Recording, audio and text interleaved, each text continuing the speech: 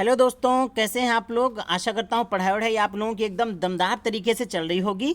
और इस समय एकदम पीक टाइम चल रहा है। बस कुछ ही दिन बचे हुए हैं आपके एग्ज़ाम को, बीपीएससी एग्ज़ाम फतेह करने के लिए। और आप एकदम दमदार तरीके से एकदम दिन रात एक करके पढ़ाई कर रहे होंगे, जिससे कि इस बार आपको नौकरी लेनी ही लेनी है। ठीक है, बाकी मैं बहुत लंबा वीडियो नहीं बनाऊँगा जिससे कि आपका टाइम ज़्यादा न जाए।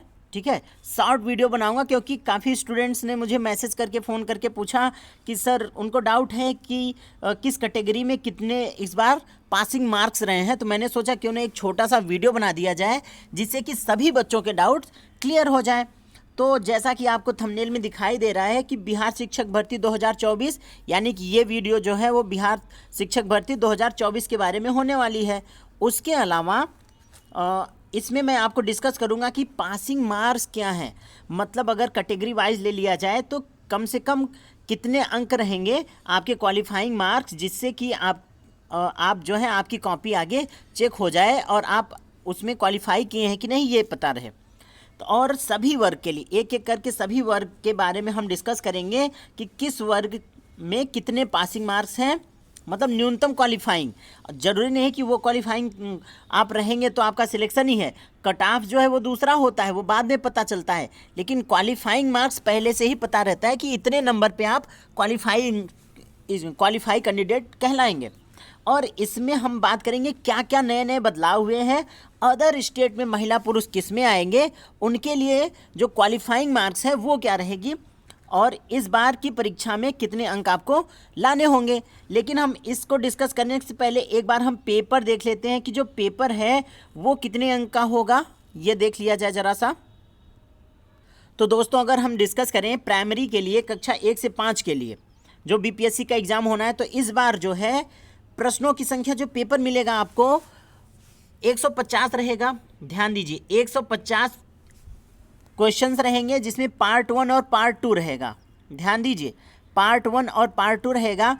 पार्ट 1 में 30 क्वेश्चंस रहेंगे और पार्ट 2 में आपके 120 क्वेश्चन रहेंगे। ध्यान दीजिएगा, यहाँ पर पार्ट 1 में आपके 30 क्वेश्चन रहेंगे और पार्ट 2 में आपके 120 रहेंगे। लेकिन और ये जो 30 क्वेश्चंस रहेंगे आपके, ध्यान दीजिए, जो 30 क्वेश्चन रहेंगे वो आपके रहेंगे इसमें हिंदी और इंग्लिश रहेगा, और बाकी सब्जेक्टिव जो है उसमें 120 वाले में रहेंगे।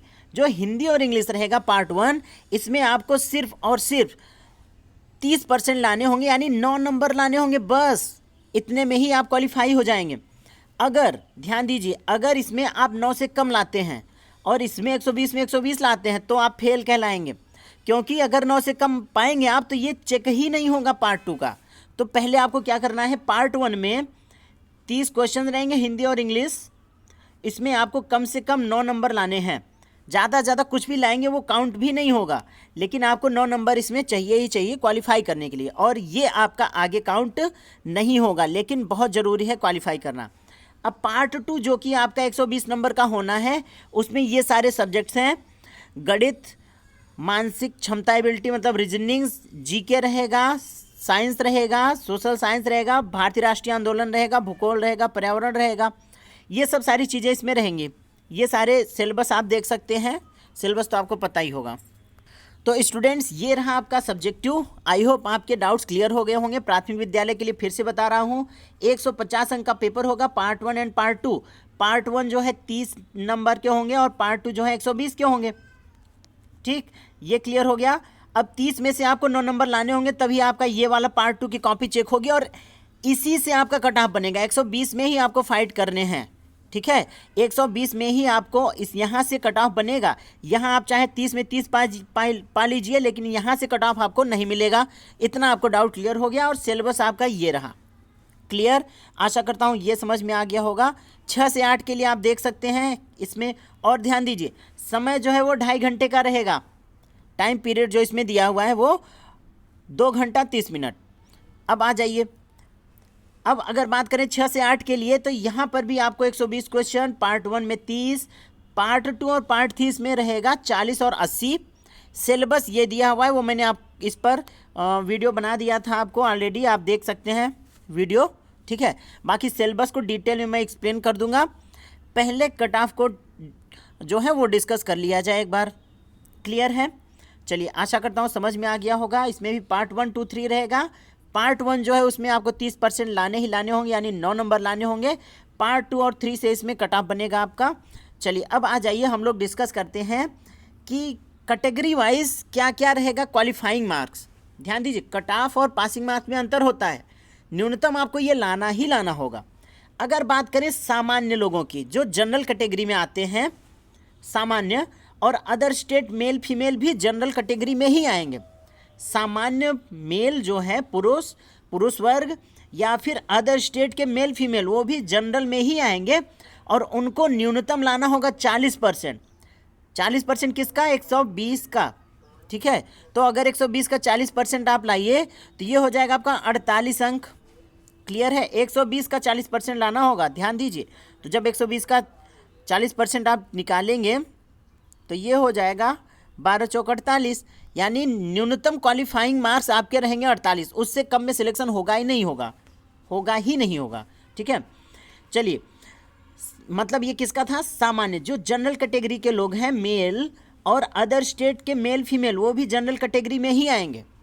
अब आ जाइए मेल पिछड़ा वर्ग। बिहार में जो होते हैं मेल पिछड़ा वर्ग, जिसको बोलते हैं बीसी, ये रहेगा आपका 36.5%, यानी 43.8। तो मोटा मोटा कह सकते हैं आपको 44 नंबर लाना होगा मिनिमम क्वालिफाइंग मार्क्स रहेगा 120 में से 44। कट ऑफ अलग है, ये क्वालिफाइंग मार्क्स है। जैसे टेट में नहीं होता या सी टेट में कि 90 अंक लाने होंगे क्वालिफाई करने के लिए, ये उस टाइप का अंक है। क्लियर? अगर बात करें मेल अत्यंत पिछड़ा वर्ग, जो बिहार में होते हैं ईबीसी, तो उनको 34% लाना होगा, और वो हो जाएगा 40.8, यानी कि 41 अंक लाने होंगे 120 में से आपको। अगर हम जनरल कैटेगरी में, जो सामान्य कैटेगरी में आते हैं, मेल ईडब्ल्यूएस के बारे में, तो वो उनको लाना होगा वही 40%, यानी 48 अंक लाने होंगे। अगर मेल एससी एसटी और पीएच के बारे में बात किया जाए, फिजिकली हैंडीकैप्ड, तो उनको लाने होंगे 32%, यानी 38.4, यानी कि 39 नंबर लाने होंगे 120 में से। अगर महिला की बात किया जाए, फीमेल कैंडिडेट्स की, बिहार में फीमेल कैंडिडेट्स का जो है क्वालिफाइंग मार्क्स वो है 32%, यानी 38.4, यानी 39 नंबर लाने होंगे आपको। दशमलव में उसमें मिलता नहीं है, तो अगर मोटा मोटा आप कह सकते हैं 39, या तो 38 पाएंगे या तो 39, 38.4 तो मिलेगा नहीं। तो आपको कह सकते हैं नॉर्मलाइजेशन होना नहीं है, तो आपको जो है 38 नंबर आपको मिलेगा, तो आप क्वालिफाई नहीं कहलाएंगे। 39 मिलेगा अगर आप बिहार की हैं, महिला कैंडिडेट हैं, फीमेल कैंडिडेट हैं, तो आपको 39 नंबर लाने होंगे। क्लियर है? आशा करता हूँ आपको समझ में आ गया होगा। फिर से बता दे रहा हूँ, जनरल अगर मेल हैं आप, या अदर स्टेट मेल फीमेल हैं, तो आपको क्वालिफाइंग मार्क्स 48 अंक लाने होंगे। अगर मेल हैं बीसी, पिछड़ा वर्ग में हैं, तो 44 अंक लाने होंगे। मेल ईबीसी हैं, अत्यंत पिछड़ा वर्ग, तो 41 अंक लाने होंगे। अगर ईडब्ल्यूएस से हैं मेल, तो 48 अंक लाने होंगे।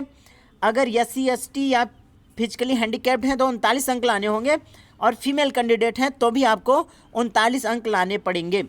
अब आ जाइए, अगर आपका सिलेक्शन हो रहा है, अगर दो लोग ऐसे हैं एक ही सीट पर मान लीजिए 2 लोगों की दावेदारी हो रही है, दोनों के अगर अंक समान हैं, तो वहाँ पर देखा जाएगा कि कौन बड़ा है। जिसका डेट ऑफ बर्थ ज़्यादा है, यानी वो सीनियर होने वाला है, यानी उसको ज़रूरत ज़्यादा है, तो उसको प्राथमिकता दी जाएगी। यहाँ पे अगर आपका डेट ऑफ बर्थ ज़्यादा है, बड़े हैं, अंक समान है, तो आपको प्राथमिकता पहले दी जाएगी। अब अगर मान लिया जाए कि आपको दे दिया जाए कि डेट ऑफ बर्थ भी समान है, तो क्या देखा जाएगा? तो फिर आपको मैरिटल अनमैरिटल कंडीशन देखे जाएंगे।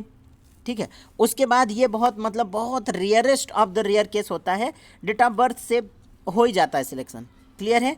तो आशा करता हूँ कट ऑफ क्लियर हो गया आपको कि कितने अंक आपको लाने हो। Sorry, qualifying marks. Cut off तो वो बाद में पता चलता है, अभी नहीं पता चलेगा, वो बाद में एग्ज़ाम के बाद जब रिजल्ट आएगा तब पता चलेगा।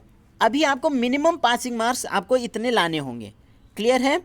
तो आशा करता हूँ समझ में आ गया होगा। वीडियो अगर अच्छा लगे तो सब्सक्राइब ज़रूर करेंगे, और अगर इस टाइप के आपको समाचार चाहिए तो वीडियो को ज़रूर सब्सक्राइब करेंगे। कि जिससे हम ये समाचार लाएं तो आपको इसका नोटिफिकेशन मिल जाए और आप उसका लाभ ले सकें। चलिए फिर मिलते हैं नेक्स्ट वीडियो में, तब तक के लिए गुड बाय, थैंक यू, जय हिंद।